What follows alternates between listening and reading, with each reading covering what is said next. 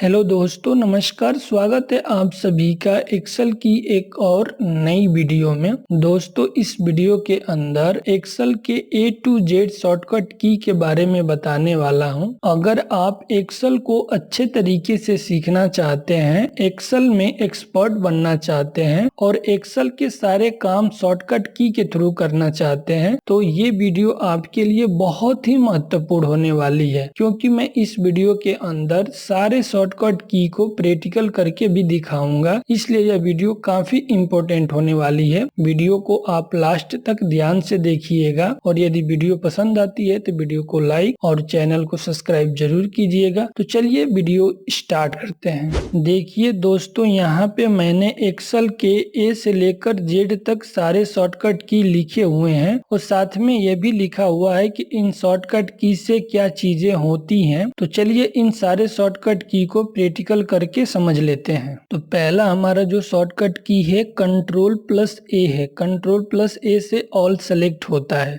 जैसे आप देख सकते हैं ये एक्सेल सीट है। यदि हम इस सीट के ऊपर किसी भी सेल के अंदर क्लिक करते हैं और क्लिक करने के बाद कंट्रोल के साथ A बटन प्रेस करेंगे तो आप देख सकते हैं ये पूरी सीट सेलेक्ट हो चुकी है। यदि आप किसी डेटा के अंदर क्लिक करते हैं और क्लिक करने के बाद कंट्रोल A बटन प्रेस करेंगे तो सिर्फ आपका उतना ही डेटा सेलेक्ट होगा जितना डेटा आपके सीट के अंदर है। मान लीजिए कि हमें ये पूरी डेटा सेलेक्ट करना है, ये वाला, तो हम इस डेटा के अंदर कहीं भी क्लिक करेंगे और क्लिक करने के बाद कंट्रोल के साथ A बटन प्रेस करेंगे तो सिर्फ उतना ही डेटा सेलेक्ट होगा जिस डेटा के अंदर आपने क्लिक किया है। यदि पूरी सीट यदि आपको सेलेक्ट करनी होगी तो बाहर वाले सेल के अंदर कहीं भी क्लिक करेंगे और उसके बाद कंट्रोल के साथ A बटन प्रेस करेंगे तो अब आपका पूरा सीट सेलेक्ट हो जाएगा। अगला हमारा जो शॉर्टकट की है Ctrl+B है। Ctrl+B की मदद से हम किसी भी टेक्स्ट को बोल्ड कर सकते हैं। बोल्ड का मतलब क्या होता है कि जो लेटर लिखा हुआ है वो पहले से हाईलाइट हो जाएगा और उसकी जो थिकनेस होती है, मोटाई थोड़ी सी बढ़ जाएगी। जैसे मान लीजिए कि ये डेटा दिया हुआ है, यदि इसका हमें थिकनेस बढ़ाना है तो सबसे पहले हम इसको सेलेक्ट करेंगे और सेलेक्ट करने के बाद कंट्रोल के साथ B बटन प्रेस करेंगे तो आप देख सकते हैं इसकी साइज पहले से इंक्रीज हो चुकी है। यदि आप इसकी साइज को डिक्रीज करना चाहते हैं तो उस कंडीशन पे फिर से इस डेटा को हम सेलेक्ट करेंगे और सेलेक्ट करने के बाद कंट्रोल के साथ B बटन दोबारा प्रेस करेंगे तो आप देख सकते हैं ये डेटा पहले फॉर्मेट में कन्वर्ट हो चुका है। अगला हमारा जो शॉर्टकट की है Ctrl+C है। Ctrl+C की मदद से हम किसी भी डेटा को बहुत ही आसान तरीके से कॉपी कर सकते हैं। जैसे मान लीजिए कि हमें ये पूरा डेटा कॉपी करना है तो सबसे पहले हम उस डेटा को सिलेक्ट कर लेंगे जिसे हमें कॉपी करना है। सिलेक्ट करने के बाद कंट्रोल के साथ C बटन प्रेस करेंगे तो ये डेटा पूरा कॉपी हो जाएगा। जब हम Ctrl+C बटन प्रेस करते हैं तो यहाँ पे देखिए एक लाइनिंग सी आपको दिखाई दे रही है,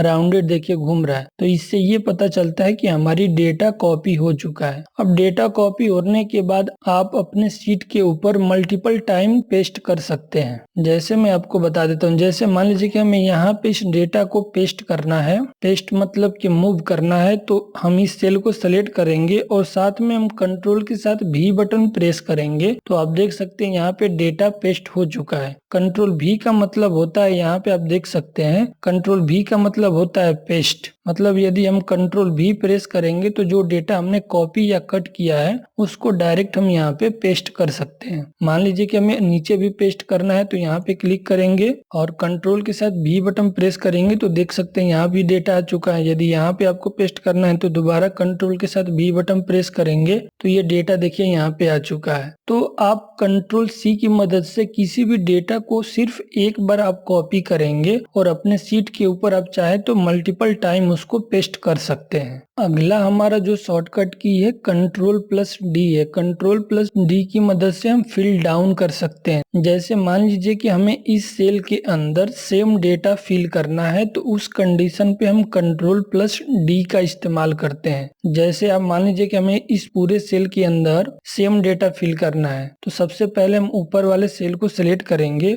और जो डेटा हमें इस सेल के अंदर फिल करना है यहाँ पे हम टाइप करेंगे। जैसे यहाँ पे हम माउस टाइप कर लेते हैं माउस टाइप करने के बाद बाहर हम कहीं भी क्लिक कर देंगे। उसके बाद जहां तक इस डेटा को फिल करना हम ऐसे सेलेक्ट करेंगे और सेलेक्ट करने के बाद कंट्रोल के साथ डी बटन प्रेस करेंगे तो आप देख सकते हैं सेम डेटा सभी सेलों के अंदर फिल हो चुका है। उसी तरह आप ये नंबर के साथ भी कर सकते हैं। जैसे मान लीजिए कि हमें इस सेल के अंदर 500 अमाउंट इंटर करना है, तो इस कंडीशन पे यदि हम एक एक करके सभी सेलों के अंदर 500 अमाउंट टाइप करेंगे तो काफी टाइम लग जाएगा। तो वहां पे हम सबसे पहले वाले सेल को सिलेक्ट करते हैं और यहाँ पे हम 500 अमाउंट टाइप कर देंगे। उसके बाद बाहर हम कहीं भी क्लिक कर देते हैं। उसके बाद जहां तक हमें इस डेटा को फिल करना है वहां तक पूरा सेल हम ऐसे सेलेक्ट कर लेंगे और सेलेक्ट करने के बाद कंट्रोल के साथ डी बटन प्रेस करेंगे तो आप देख सकते हैं सेम अमाउंट सभी सेलों के अंदर फिल हो चुका है। तो इस तरह से आप कंट्रोल डी का इस्तेमाल अलग अलग कंडीशन पे कर सकते हैं। अगला हमारा जो शॉर्टकट की है कंट्रोल प्लस ई है। कंट्रोल प्लस ई की मदद से हम फ्लैश फिल कर सकते हैं। चलिए इसको हम प्रैक्टिकल के थ्रू समझ लेते हैं। जैसे आप देख सकते हैं यहाँ पे पूरे मंथ का नाम लिखा हुआ है। यदि आपसे कोई ये बोल दे कि ये जो मंथ का नाम लिखा हुआ है स्टार्टिंग के 3 अक्षर इसमें से बाहर करना है, यदि आप एक एक करके सभी अक्षर को इसमें टाइप करेंगे तो काफी टाइम लग जाएगा। लेकिन उस कंडीशन पे हम फ्लैश फिल की मदद से इसको बहुत ही आसान तरीके से बाहर कर सकते हैं।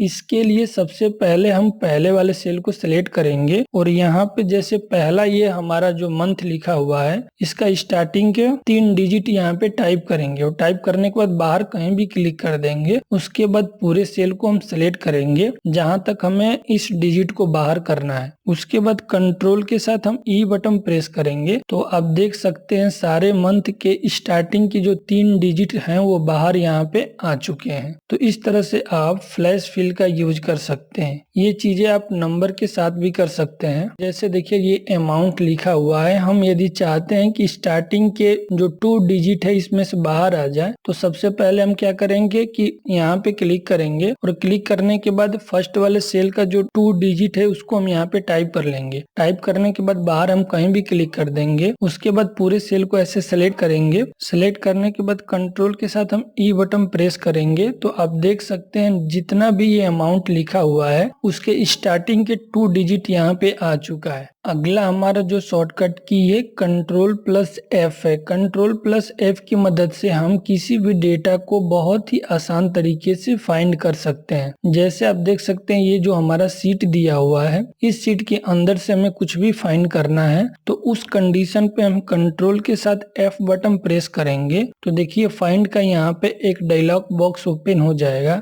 यहाँ से जो चीजें हमें फाइंड करनी है फाइंड व्हाट के अंदर टाइप करना पड़ेगा। जैसे यहाँ पे मैं DEC टाइप कर देता हूँ मतलब दिसंबर और उसके बाद फाइंड नेक्स्ट पे क्लिक करेंगे तो आप देख सकते हैं यहाँ पे एक सिलेक्शन पॉइंट बन के आ चुका है। यदि आप कुछ और भी फाइंड करना चाहते हैं तो फाइंड व्हाट के अंदर जाएंगे। यहाँ पे क्लिक करने के बाद जो डेटा पहले से इसमें पड़ा हुआ है इसको रिमूव कर देंगे और जो चीजें हमें फाइंड करनी है वो चीज यहाँ पे हम टाइप करेंगे। जैसे गो टू यहाँ पे मैं लिख देता हूँ। गो टू टाइप करने के बाद यदि फाइंड नेक्स्ट पे क्लिक करेंगे तो ये जो सिलेक्शन पॉइंट आपको दिखाई दे रहा है गो टू जहां भी लिखा होगा वहां पे ये चला जाएगा। जैसे मैं फाइंड नेक्स्ट पे क्लिक करता हूं तो आप देख सकते हैं जो सिलेक्शन पॉइंट यहाँ पे दिखाई दे रहा था अब यहाँ पे देखिए वो सिलेक्शन पॉइंट आ चुका है। तो इस तरह से आप एक्सेल के अंदर कंट्रोल ई की मदद से किसी भी डेटा पे डायरेक्ट आप जंप कर सकते हैं। अगला हमारा जो शॉर्टकट की है कंट्रोल प्लस जी है। कंट्रोल प्लस जी की मदद से हम डायरेक्ट किसी भी सेल के अंदर मूव कर सकते हैं जिसको हम गो टू बोलते हैं। तो चलिए इसको हम प्रैक्टिकल के थ्रू समझ लेते हैं। यदि हम कंट्रोल के साथ जी बटन प्रेस करेंगे तो देखिए गो टू का एक डायलॉग बॉक्स ओपन हो जाएगा और नीचे देखिए एक रेफरेंस का बॉक्स दिखाई दे रहा है। इसके अंदर हम उस सेल का एड्रेस टाइप करेंगे जिसमें हमें जाना है। मान लीजिए कि हमें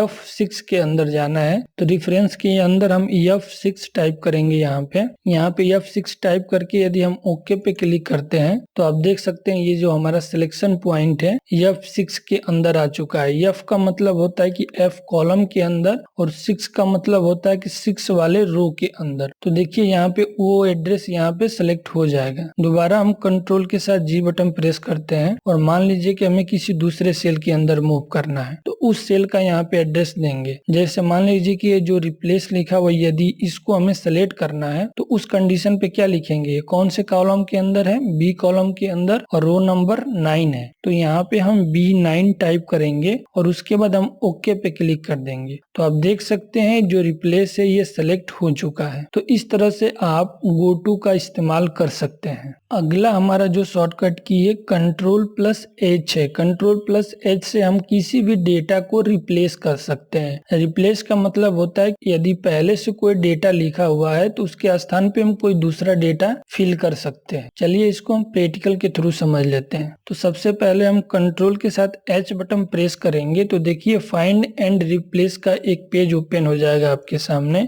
और यहाँ पे देखिए पहला ऑप्शन दिया फाइंड व्हाट। फाइंड व्हाट के अंदर हम उस डेटा को टाइप करेंगे जिसे हमें रिप्लेस करना है। जैसे आप देख सकते हैं इस प्रोडक्ट के अंदर CPU कई जगह लिखा हुआ है। हम यहाँ पे CPU टाइप कर देते हैं। CPU के जगह पे हम कोई और नाम देना चाहते हैं तो रिप्लेस विथ के अंदर हम वो नाम टाइप करेंगे जो हमें CPU के स्थान पे टाइप करना है। तो रिप्लेस विथ के अंदर जाते हैं, यहाँ पे कोई भी नाम एक हम टाइप कर देते हैं। जैसे मैं यहाँ पे वीरेंद्र टाइप कर दे रहा हूँ। वीरेंद्र टाइप करने के बाद यदि रिप्लेस ऑल पे यदि आप क्लिक करते हैं तो जहाँ पे CPU लिखा होगा वहाँ पे वीरेंद्र टाइप हो जाएगा और रिप्लेस पे क्लिक करते हैं तो एक एक करके टाइप होगा। तो हम रिप्लेस ऑल पे क्लिक कर देंगे तो देख सकते हैं यहाँ पे आपको पॉपअप दिखाई दे रहा है। उसके बाद हम ओके पे क्लिक करेंगे तो आप देख सकते हैं प्रोडक्ट नेम के अंदर यहाँ भी देखिए वीरेंद्र दिखाई दे रहा है, यहाँ भी देखिए वीरेंद्र दिखाई दे रहा है, यहाँ भी वीरेंद्र और यहाँ भी वीरेंद्र। मतलब जहाँ जहाँ पे CPU लिखा हुआ था वहाँ पे देखिए वीरेंद्र आ चुका है। तो इस तरह से आप Ctrl+H का यूज करके किसी भी डेटा को आप रिप्लेस कर सकते हैं। अब यदि हम वीरेंद्र की जगह पे CPU लिखना है तो फाइंड व्हाट के अंदर हम जाएंगे और यहाँ पे सबसे पहले हम वीरेंद्र लिख देंगे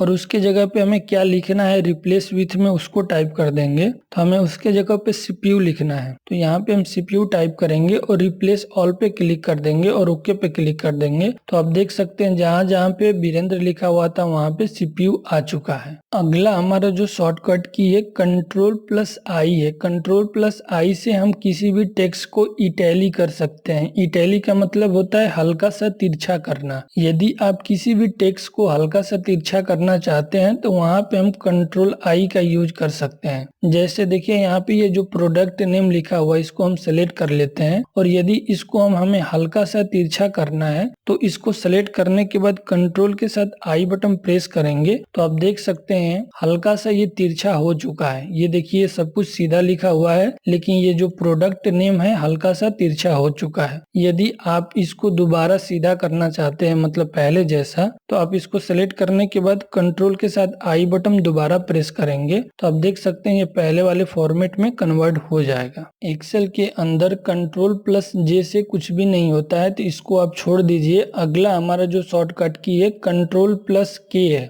Ctrl+K की मदद से हम एक्सेल शीट के अंदर हाइपरलिंक को इंसर्ट कर सकते हैं। चलिए इसको हम प्रैक्टिकल के थ्रू समझ लेते हैं। तो सबसे पहले हम ये जान लेते हैं कि हाइपरलिंक होता क्या है। हाइपरलिंक की मदद से हम किसी भी टेक्स्ट के अंदर किसी दूसरे फाइल का एड्रेस लिंक कर सकते हैं और उसके बाद हम उस टेक्स्ट पे क्लिक करते हैं तो डायरेक्ट वही फाइल ओपन होगी जो हमने लिंक किया था। तो चलिए इसको हम प्रैक्टिकल के थ्रू समझ लेते हैं। जैसे आप देख सकते हैं यहाँ पे DEC लिखा हुआ है मतलब दिसंबर लिखा हुआ है। यदि यहाँ पे हमें किसी फाइल को ऐड कराना है तो सबसे पहले हम इसको सेलेक्ट करेंगे। इसको सेलेक्ट करने के बाद हम कंट्रोल के साथ K बटन प्रेस करेंगे तो आप देख सकते हैं यहाँ पे इंसर्ट हाइपरलिंक का एक पेज ओपन हो जाएगा। उसके बाद आप देख सकते हैं यहाँ पे एड्रेस दिया हुआ है। इस एड्रेस के अंदर हम उस फाइल का एड्रेस देंगे जिसे हमें ओपन करना है। तो यहाँ से हम उस फाइल को सेलेक्ट कर लेते हैं। जैसे ये मई का जो PDF फाइल है इसको हम सेलेक्ट कर लेते हैं। उसके बाद हम ओके पे क्लिक कर देंगे तो आप देख सकते हैं जो ये दिसंबर लिखा हुआ है इसका हल्का सा कलर चेंज हो चुका है।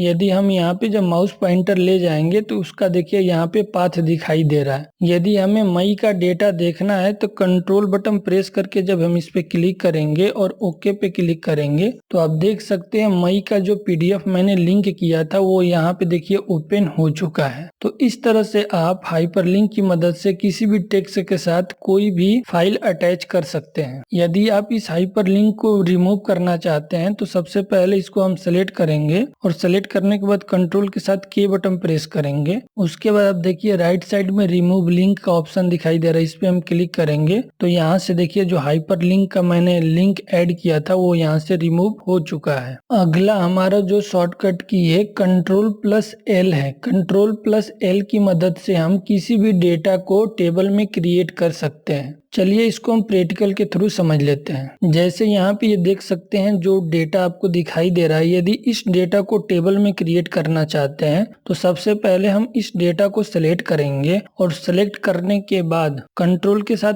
L बटन प्रेस करेंगे तो देखिए क्रिएट टेबल का एक डायलॉग बॉक्स ओपन हो जाएगा और ये देखिए पूरा डेटा सिलेक्ट हो चुका है। उसके बाद हम ओके पे क्लिक करेंगे तो आप देख सकते हैं हमारा पूरा डेटा टेबल में क्रिएट हो चुका है। टेबल का बेनिफिट ये होता है कि डायरेक्ट यहाँ पे देखिए आपको फिल्टर का ऑप्शन दिखाई दे रहा है। आप टेबल की मदद से अपने डेटा के अंदर फिल्टर भी अप्लाई कर सकते हैं। फिल्टर का क्या बेनिफिट होता है चलिए जान लेते हैं। जैसे देखिए यहाँ पे प्रोडक्ट दिया हुआ है, यदि मान लीजिए कि आप किसी एक प्रोडक्ट का सेल देखना चाहते हैं तो आप इस एरो पे क्लिक करेंगे और जैसे मान लीजिए कि आपको CPU का सेल देखना है तो सेलेक्ट ऑल वाले को हम अनचेक कर देंगे और CPU पे क्लिक करके ओके पे क्लिक कर देंगे तो आप देख सकते हैं ये डेटा फिल्टर हो चुका है। सिर्फ आपको CPU का यहाँ पे अमाउंट शो कर रहा है। तो इस तरह से आप किसी भी डेटा के अंदर फिल्टर का यूज कर सकते हैं। यदि आप इस कॉलम के अंदर से उस फिल्टर को रिमूव करना चाहते हैं तो इस एरो पे क्लिक करेंगे और क्लीन फिल्टर फ्रॉम प्रोडक्ट पे क्लिक कर देंगे तो देखिए इस कॉलम के अंदर से वो फिल्टर रिमूव हो चुका है। एक्सेल के अंदर Ctrl+M से कुछ भी नहीं होता है। तो चलिए अगले शॉर्टकट की के बारे में जान लेते हैं। अगला हमारा जो शॉर्टकट की है Ctrl+N है। Ctrl+N की मदद से हम एक्सेल के अंदर न्यू वर्कबुक इंसर्ट कर सकते हैं। चलिए इसको प्रैक्टिकल के थ्रू समझ लेते हैं। जैसे आप देख सकते हैं ये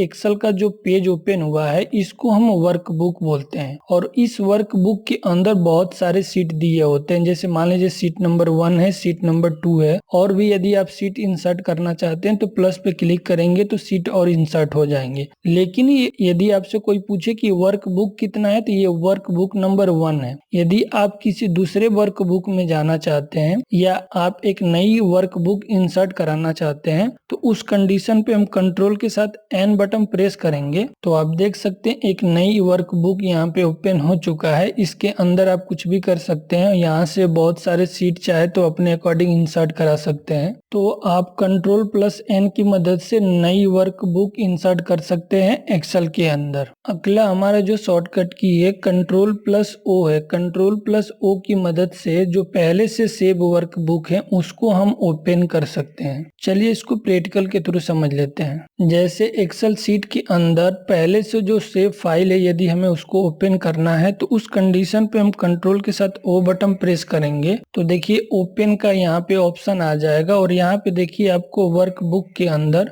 बहुत सारे आपको सीट दिखाई देंगी जो पहले से सेव है, उसको आप यहाँ से क्लिक करके ओपन कर सकते हैं। अगला हमारा जो शॉर्टकट की है Ctrl+P है। Ctrl+P की मदद से हम किसी भी डेटा को एक्सेल के अंदर प्रिंट कर सकते हैं। चलिए इसको प्रैक्टिकल के थ्रू समझ लेते हैं। जैसे मान लीजिए कि इस पूरी सीट के ऊपर जितनी भी डेटा है यदि आप उसको प्रिंट करना चाहते हैं तो उस कंडीशन पे कंट्रोल के साथ P बटन प्रेस करेंगे तो आप देखिए यहाँ पे प्रिंट प्रीव्यू आपको दिखाई दे रहा है और उसके बाद यहाँ पे देखिए प्रिंट का ऑप्शन दिखाई दे रहा है, इस पे हम क्लिक करेंगे तो ये पूरा डेटा आपका प्रिंट आउट होके निकल जाएगा। अगला जो शॉर्टकट की यहाँ पे दिया हुआ है Ctrl+Q है। एक्सेल के अंदर Ctrl+Q कोई भी शॉर्टकट की नहीं होता है। अगला हमारा जो शॉर्टकट की है Ctrl+R है। Ctrl+R की मदद से हम फिल राइट कर सकते हैं। फिल राइट का मतलब यदि आपको राइट साइड में सेम डेटा फिल करना है तो उस कंडीशन पे हम Ctrl+R कर सकते हैं। चलिए इसको प्रैक्टिकल के थ्रू समझ लेते हैं। जैसे मान लीजिए कि हमें इन सारे सेल के अंदर सेम डेटा टाइप करना है तो उस कंडीशन पे हम Ctrl+R का यूज कर सकते हैं। तो उसके लिए सबसे पहले वाले सेल को हम सिलेक्ट करेंगे और जो डेटा डेटा हमें टाइप करना है सभी सेलों के अंदर, यहाँ पे उसको लिख लेंगे। जैसे यहाँ पे मैं कट लिख देता हूँ और कट लिखने के बाद बाहर कहीं भी क्लिक कर देंगे। यदि सभी सेलों के अंदर कट लिखना है तो सबसे पहले उस सेल को हम सेलेक्ट कर लेंगे जहाँ पे हमें इस डेटा को टाइप करना है। उसके बाद कंट्रोल के साथ R बटन प्रेस करेंगे तो आप देख सकते हैं सभी सेलों के अंदर सेम डेटा टाइप हो चुका है। यदि आप मैनुअली एक एक करके टाइप करते तो काफी टाइम लग जाता। तो इस तरह से आप फील्ड राइट ऑप्शन का यूज कर सकते हैं। अगला हमारा जो ऑप्शन दिया है Ctrl+S है। Ctrl+S की मदद से किसी भी फाइल को आप सेव कर सकते हैं। जैसे मान लीजिए कि एक्सेल शीट ओपन हुआ है, यदि आप इसको सेव करना चाहते हैं तो उस कंडीशन पे आप कंट्रोल के साथ S बटन प्रेस करेंगे तो ये सेव हो जाएगा। या दूसरा तरीका ये है कि आप फाइल पे क्लिक करेंगे और यहाँ पे देखिए सेव का ऑप्शन दिखाई दे रहा है, यहाँ पे क्लिक करके आप अपने फाइल को सेव कर सकते हैं। जैसे ये जो फाइल दिया हुआ पहले से मैंने सेव किया है इसलिए आपको ये दिखाई नहीं दे रहा है। यदि हम एक न्यू फाइल ओपन कर लेते हैं Ctrl+N से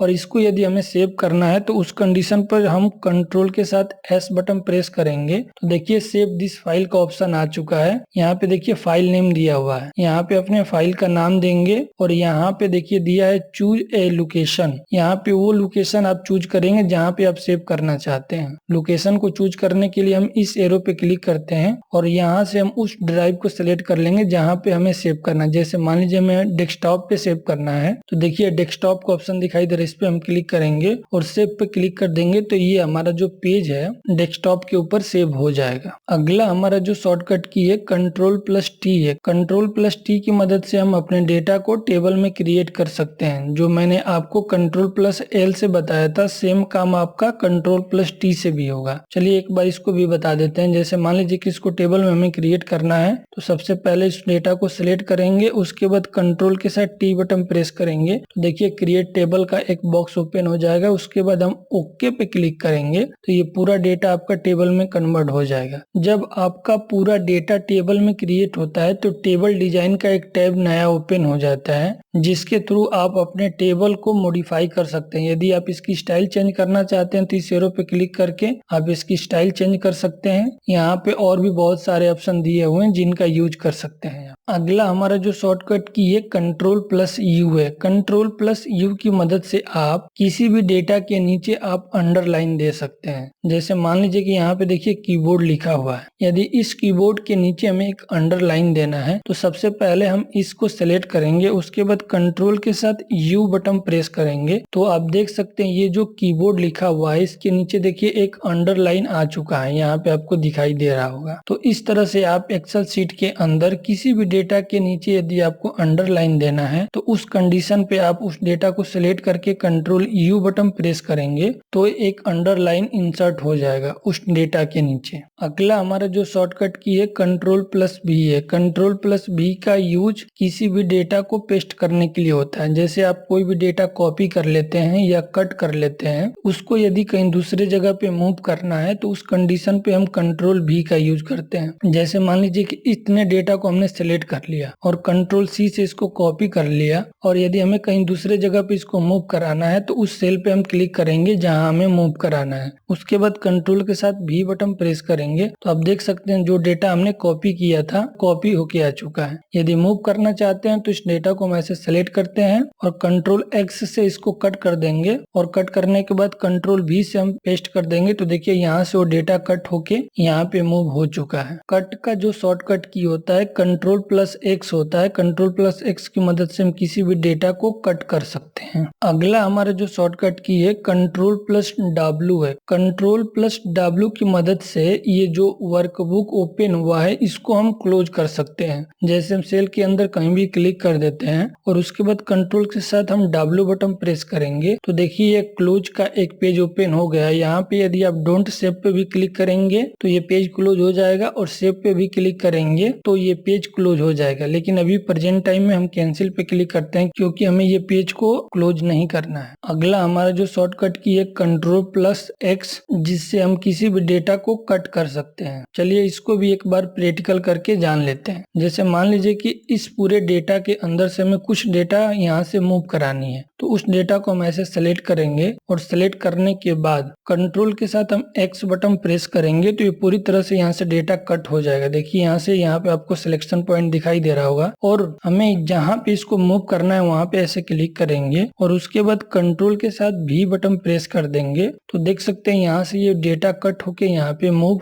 हो चुका है। तो इस तरह से आप Ctrl+X की मदद से किसी भी डेटा को एक स्थान से दूसरे स्थान पे मूव कर सकते हैं। अगला हमारा जो शॉर्टकट की है Ctrl+Y है। Ctrl+Y से रीडो होता है और Ctrl+Z से अंडो होता है। रीडो का मतलब ये होता है कि यदि आप कोई भी काम कर रहे हैं और पीछे आ चुके हैं, यदि आपको और आगे जाना है तो उस कंडीशन पे हम Ctrl+Y शॉर्टकट की यूज करते हैं। और यदि आप कोई भी काम कर रहे हैं और यदि आपको पता चलता है कि नहीं हमसे गलती हो गई, पीछे आना है, तो उस कंडीशन पे हम Ctrl+Z का यूज करते हैं जिसको हम अंडो बोलते हैं। चलिए इन दोनों को प्रैक्टिकल करके समझ लेते हैं। जैसे आप देख सकते हैं यहाँ पे ये दिसंबर लिखा हुआ, इसको हम सेलेक्ट कर लेते हैं और सेलेक्ट करने के बाद यहाँ पे हम कुछ और लिख देते हैं, कुछ भी यहाँ पे हम टाइप कर देते हैं और इंटर प्रेस कर देंगे। तो यहाँ पे देखिए ये चीज टाइप हो चुकी है, लेकिन बाद में हमें ये पता चलता है कि नहीं यहाँ पे दिसंबर ही होना चाहिए। तो हमें क्या करना है, पहले डेटा को वापस लाना है। पहले डेटा को वापस लाने के लिए हमें पीछे जाना होगा। तो पीछे आने के लिए क्या करते हैं, यहाँ पे आप देख सकते हैं Ctrl+Z से मंडो होते हैं, मतलब पीछे आते हैं। तो इसको सेलेक्ट करेंगे, उसके बाद कंट्रोल के साथ Z बटन प्रेस करेंगे। देखिए हम पीछे आ चुके हैं, मतलब जो पहले दिसंबर लिखा हुआ था हम वहां पे आ चुके हैं। लेकिन बाद में यदि हमें पता चलता है कि नहीं हम जो लिखे थे वो सही था, मतलब अब प्रोसेसिंग आगे करनी है, तो उस कंडीशन पे हम कंट्रोल के साथ Y बटन प्रेस करेंगे। तो अब देख सकते हैं जो चीज मैंने पहले टाइप किया था तो वहां पे हम आ चुके हैं, हमें दोबारा टाइप करने की जरूरत नहीं पड़ी है। तो इस तरह से आप Ctrl+Y और Ctrl+Z का यूज कर सकते हैं किसी भी डेटा को रीडो और अंडो करने के लिए। आशा करता हूं कि हमारे द्वारा दी गई जानकारी आपको अच्छे तरीके से समझ में आ गई हो। यदि वीडियो पसंद आए तो वीडियो को लाइक और चैनल को सब्सक्राइब जरूर कीजिएगा। Thank you for watching this video.